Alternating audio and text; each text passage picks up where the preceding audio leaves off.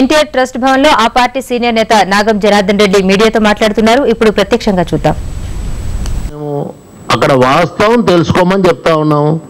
అక్కడ ఉండేది కూడా ఉద్యోగస్తులే కదా.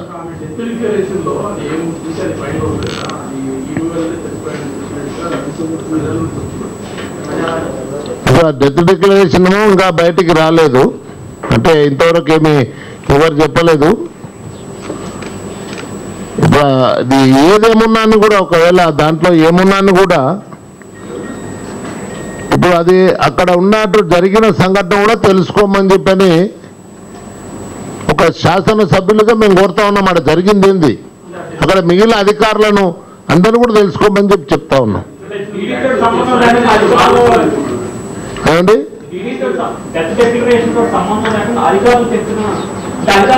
అది కూడా వెరిఫై చేసుకోమంటున్నాం. దాంట్లో ఇప్పుడు అక్కడ అది అధికారులు అయితే అందరేమి 20 మంది అధికారులు ఉన్నారు. దాంట్లో మీ జాయింట్ యాక్షన్ కమిటీల అందరికి సంబంధమే కదా వాళ్ళకు కూడా.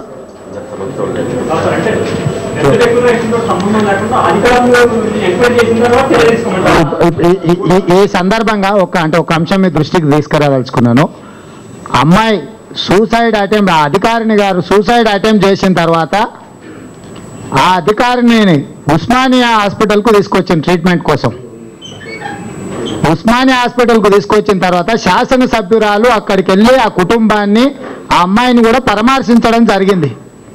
ఒకవేళ నిజంగా శాసనసభ్యురాలికి ఈ ఆత్మహత్యలో ఏమాత్రం ఒకవేళ సంబంధం ఉన్నా, లేకపోతే ఒత్తిడి చేసి ఉంటే ఆత్మహత్య ప్రయత్నం చేసి ఉన్నా, దీంట్లో వారి కుటుంబం అప్పుడే అభ్యంతరం పెట్టుండేవాళ్ళు. కాబట్టి ఈ విషయంలో శాసనసభ్యురాలు గారి పాత్ర చాలా పరిమితం.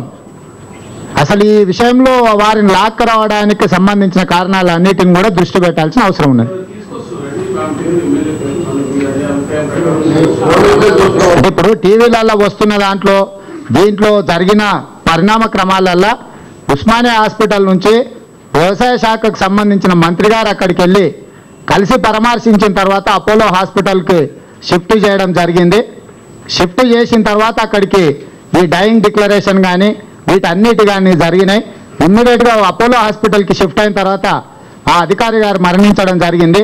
మరణించిన వెంబడే అక్కడికి ఇంకొక మంత్రి గారు వెళ్ళడం జరిగింది. అంటే ఈ పరిణామ క్రమంలో మంత్రులు అందరూ కూడా అక్కడికి వెళ్ళి రావడం జరిగింది. కాబట్టి దీనికి సంబంధించిన అంశాలలో కూలంకషంగా విచారణ జరగాల్సిన అవసరం ఉన్నది. అంటే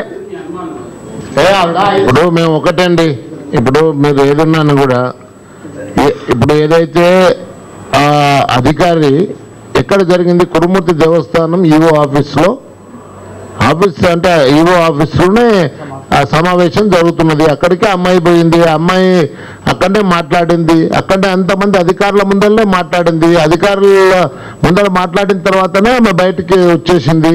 అటువంటిప్పుడు అక్కడ ఒకవేళ ఏమన్నా జరిగింటే అధికారులు అడిగి కూడా తెలుసుకోమని చెప్తా ఉన్నాం. దాంట్లో